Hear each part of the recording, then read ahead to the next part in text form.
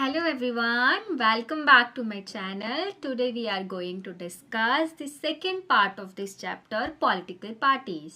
So let's start. So last video में हमने discuss करा था कि which party system is better. So आज हम यहाँ स्टार्ट करते हैं नेशनल पार्टीज से। तो नेशनल पार्टीज जो होती है वो बेसिकली कंट्री वाइड पार्टीज होती हैं एक नेशन में, ठीक है।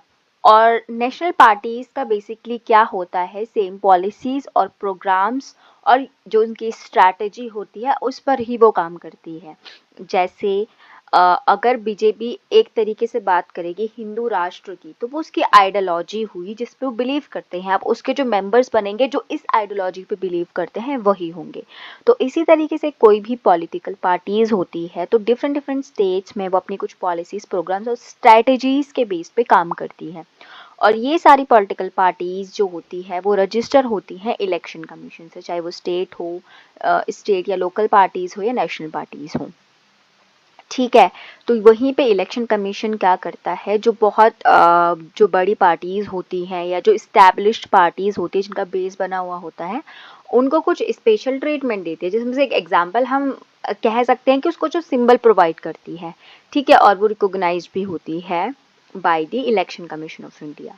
दूसरा इसमें आता है इसी, क्योंकि रिकॉग्नाइज्ड होती है बाय द इलेक्शन कमीशन, तो इसीलिए ने रिकॉग्नाइज्ड पॉलिटिकल पार्टीज भी कहा जाता है।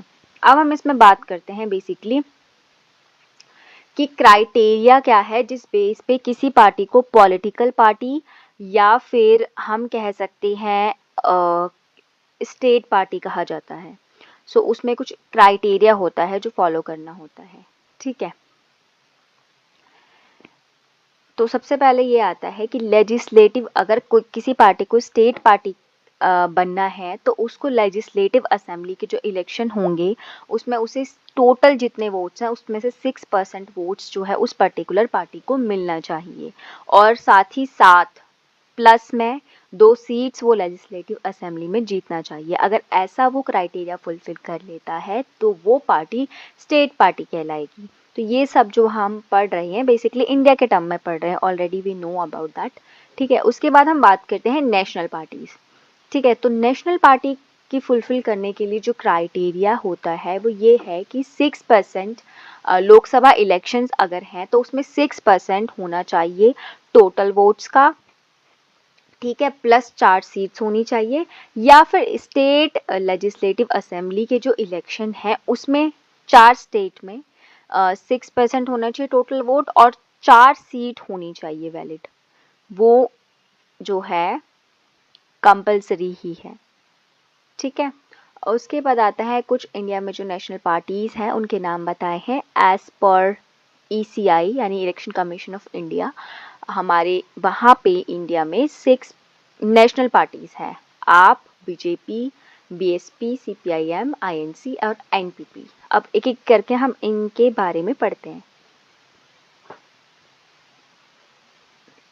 तो सबसे पहले यहाँ पे आता है आम आदमी पार्टी यानी आप जिसे हम कहते हैं। ये कब फॉर्म हुई थी? ये 26 नवंबर 2012 में फॉर्म हुई थी। उस टाइम पे एक मूवमेंट चल रहा था, एंटी करप्शन मूवमेंट, क्योंकि करप्शन इतना ज़्यादा बढ़ चुका था कि जिसकी वजह से एंटी करप्शन मूवमेंट चल रहा था। और उसी टाइम पे ये पार्टी जो है सामने निकल कर आती है। ये इस आइडिया के काम करती है कि अकाउंटेबिलिटी होनी चाहिए, मतलब गवर्नमेंट आंसरेबल होनी चाहिए उसके सिटीजन्स को, ठीक है। क्लीन एडमिनिस्ट्रेशन होना चाहिए विच मीन्स नो करप्शन। इसके बाद वो बात करते हैं ट्रांसपेरेंसी होनी चाहिए और साथ ही साथ गुड गवर्नेंस। इन आइडियाज़ को लेकर वो आई थी, इन आइडियाज़ पर वो काम करना चाहती थी। और उसके बाद जब इलेक्शन होते हैं तो उसमें वो सेकेंड लार्जेस्ट पार्टी सामने निकल कर आती है दिल्ली लेजिस्लेटिव असेंबली इलेक्शन में, ठीक है। तभी वो नेशनल पार्टी धीरे धीरे बन जाती है, ठीक है। उसके बाद स्टार्टिंग में ये गवर्नमेंट भी बनाती है INC यानी इंडियन नेशनल कांग्रेस के सपोर्ट से। इसका जो मेन बेस है वो दिल्ली, गुजरात और पंजाब में देखने को मिलता है। उसके बाद हम बात करते हैं बहुजन समाज पार्टी, ठीक है। ये इनके सिंबल भी है यहाँ पे, जैसे आपका झाड़ू हो गया, इनका हाथी है। तो ये 1984 में जो इसके लीडर थे खांसी राम, उनके द्वारा ये पार्टी फॉर्म की गई थी, ठीक है। तो ये रिप्रेजेंट करता है बेसिकली, या जिनकी पावर को ये बचाना चाहता है वो है Dalit group, Adivasis, OBCs and religious minorities. ये इन ग्रुप्स के लिए काम करना चाहता है। ठीक है, जो इनकी इंस्पिरेशन है वो उन्हें साहू महाराज, महात्मा फुले, पेरियार, अंबेडकर इन सब से मिलती है। इसका जो मेन बेस वाला एरिया है वो यूपी यानी उत्तर प्रदेश, एमपी यानी मध्य प्रदेश, छत्तीसगढ़, उत्तराखंड, दिल्ली और पंजाब का एरिया है। उसके बाद हम बात करते हैं भारतीय जनता पार्टी।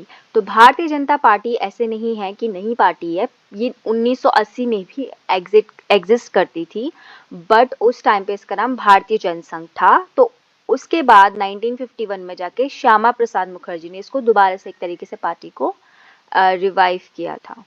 ठीक है, तो इसकी जो एम है वो एम है कि एक स्ट्रॉन्ग और मॉडर्न इंडिया होना चाहिए, जो कि बेस्ड होगा इंडिया का जो एंशिएंट कल्चर है, उसकी जो वैल्यूज़ है, जिस पे हम बिलीव करते हैं, जो हमारी पहचान है, वो उस वैल्यूज़ के बेस पे बनाना है, वो एग्जिस्ट करनी चाहिए सोसाइटी में। दूसरा, दीनदयाल उपाध्याय का इंटीग्रल ह्यूमनिज्म एंड अंत्योदय, जो कि बात करता है अंत्योदय मतलब अंत का उदय, विच मीन्स जो सबसे डिसएडवांटेज्ड ग्रुप है या सबसे जो लास्ट हम कह सकते हैं स्टेयर पे हैं, उन लोगों का विकास करना। और इंटीग्रल ह्यूमनिज्म मीन्स कि हम सारे एज अ ह्यूमन बीइंग एक दूसरे से कनेक्टेड हैं। ठीक है, वर्ल्ड लेवल पे, इंटरनेशनल लेवल पर भी हम बात करते हैं। ठीक है, उनका एक कॉन्सेप्ट है ये पूरा। और टेरिटोरियल इंटीग्रेशन की हमने बात करी थी, जम्मू एंड कश्मीर और यूनिफॉर्म सिविल कोड होना चाहिए, मतलब मैरिज के जो भी रूल हैं, डाइवोर्स के जो भी रूल हैं, वो सारे जो भी लॉज हैं वो सभी कम्युनिटीज़ के लिए, चाहे वो किसी भी धर्म से रिलेटेड हो, सेम होनी चाहिए, ऐसा मानना है इसका। ठीक है, और साथ में रिलीजियस कन्वर्जन्स पे बैन लगाती है ये पार्टी, ये इसको सपोर्ट नहीं करती है। तो स्टार्टिंग में ये लिमिटेड थी नॉर्थ, वेस्ट या अर्बन एरियाज़ में, बट उसके बाद 1998 में ये पावर में आती है एनडीए के साथ। ठीक है, और करेंटली भी हम देखते हैं कि एनडीए गवर्नमेंट सेंटर में है।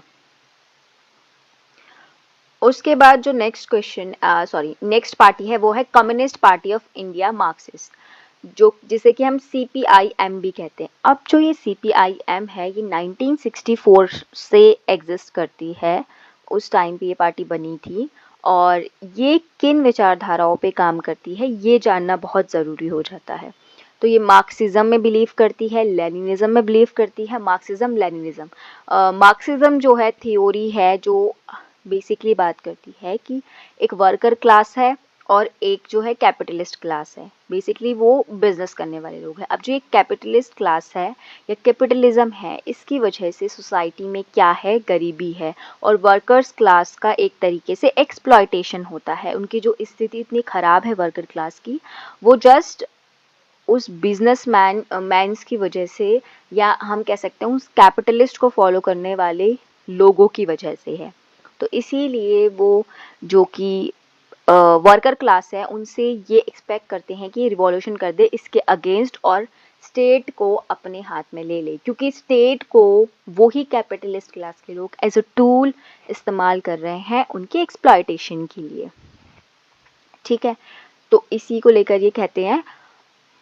उसके बाद लेनिनिज्म भी इन्हीं की आइडियोलॉजी पर बिलीव करता है, बट वो प्रैक्टिकल पे बात कर रहा है। मार्क्सिज्म ने थ्योरी दी थी, ऐसा कुछ हुआ नहीं उस टाइम पे। लेनिनिज्म प्रैक्टिकलिटी की बात करते हैं बेसिकली। ठीक है, उनके टाइम पे उन्होंने वो चीज़ें इस तरीके से रशिया में कंट्रोल करने की कोशिश करी थी। तो एक जस्ट नॉर्मल व्यू के लिए समझा रही हूँ।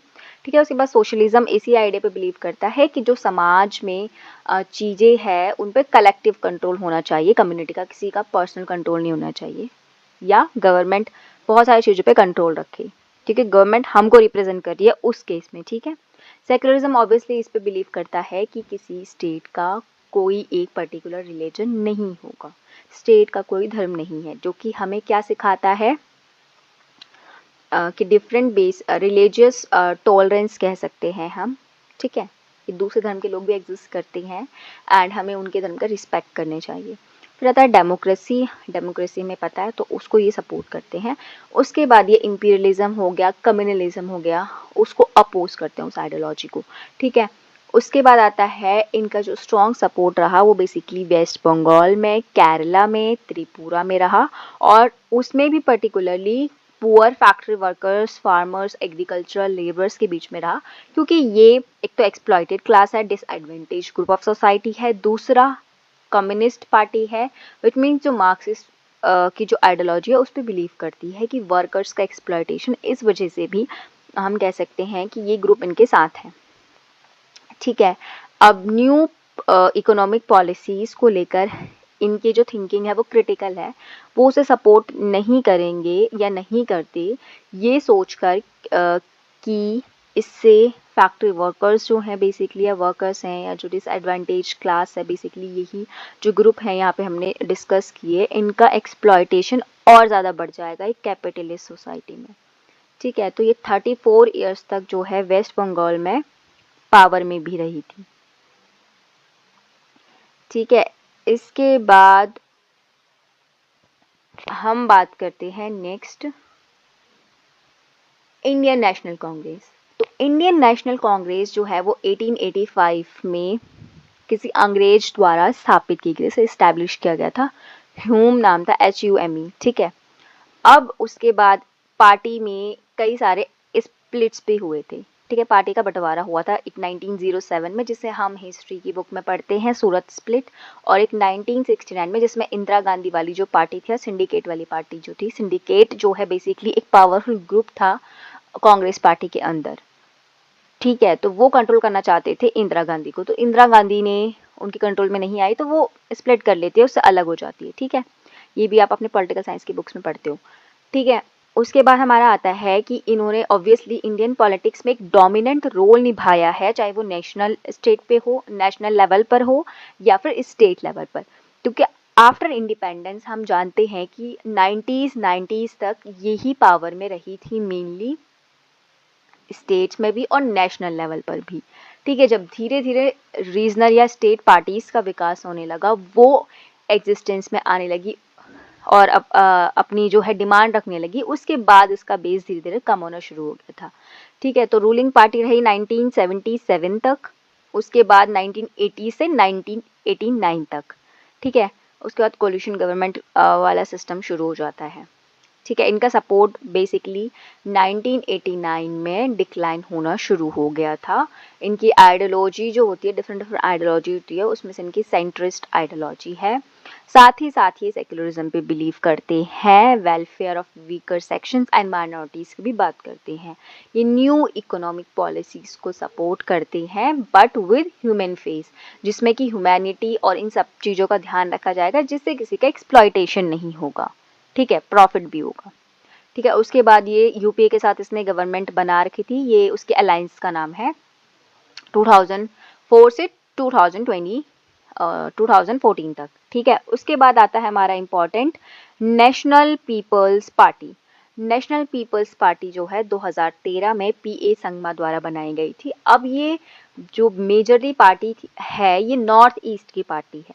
ठीक है, वहाँ की फर्स्ट ऐसी पॉलिटिकल पार्टी है जो कि रिकॉग्नाइज्ड होती है एज नेशनल पार्टी। तो इसका मतलब इसने जो क्राइटेरिया था वो फुलफिल किया था।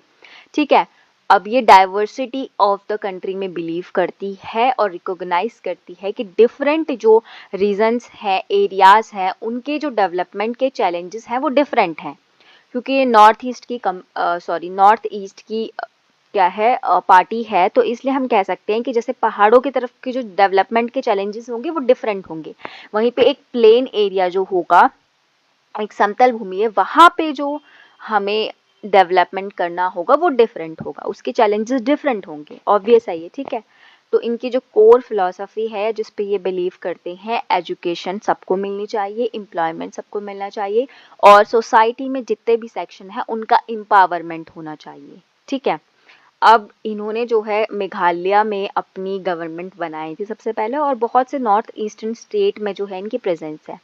ठीक है, तो ये 6 नेशनल पार्टीज के बारे में हमने बात की। अब हमारा जो नेक्स्ट आता है वो आता है स्टेट पार्टीज। तो स्टेट पार्टीज को कभी कभी हम क्या है रीजनल पार्टीज भी रेफर करते हैं, जैसे कि इसमें आता है समाजवादी पार्टीज, राष्ट्रीय Janata Dal, meso national front, जो कि पता चल रहा है मिजोरम की है, तेलंगाना राष्ट्र समिति तेलंगाना की है, सिक्किम डेमोक्रेटिक फ्रंट हो गया, फिर बीजू जनता दल हो गया। तो ये सब जो स्टेट पार्टीज हैं स्टेट आइडेंटिटी के बेस पे काम करती हैं, ठीक है। अब इन पार्टी ने, जब हम कहते हैं कोलिशन गवर्नमेंट की शुरुआत हो रही है, तो उस टाइम पे इन्होंने क्या करा, नेशनल जो पार्टीज थी उनके साथ हाथ मिला लिया, ठीक है, उनके साथ अलायंसेस बना लिए या कोलिशन बना लिए और गवर्नमेंट चलाने लगे। तो इस तरीके से धीरे धीरे ये एक्सपेंड होने एक तरीके से शुरू हुए, ठीक है। अब वही alliances and coalition with the state parties. अब अलायंसेस जो होता है चुनाव से पहले बनाए जाते हैं, कोलिशन जब किसी एक पार्टी को बहुमत नहीं मिलती है तो डिफरेंट पार्टीज साथ में हाथ मिला लेती है और उसके बाद सरकार चलाती है, तो वो कोलिशन वाला होता है। तो इससे एक तो फायदा ये भी है कि फेडरलिज्म सच्चे मायने में क्या हो रहा है, स्ट्रेंथन हो रहा है, और डेमोक्रेसी हमारी कंट्री में वो भी स्ट्रेंथन हो रही है, ठीक है। कैसे हो रही है, एक तो फेडरलिज्म का मतलब ये है कि पावर का डिवीजन होना चाहिए, पावर शेयर होना चाहिए, डिफरेंट लेवल ऑफ गवर्नमेंट। तो यहाँ डिफरेंट डिफरेंट पार्टीज के पास जाएगा जो कि डिफरेंट डिफरेंट लोगों को रिप्रेजेंट कर रही है, उनकी डिफरेंट डिमांड्स है। तो फेडरलिज्म में मजबूत हो रहा है, साथ साथ डेमोक्रेसी भी मजबूत हो रही है, ठीक है। तो आज के लिए हम सिर्फ इतना ही डिस्कस करते हैं, बाकी हम नेक्स्ट वीडियो में डिस्कस करेंगे। So thank you so much for watching my video. Please don't forget to like and share the video and subscribe my channel Police Tutor.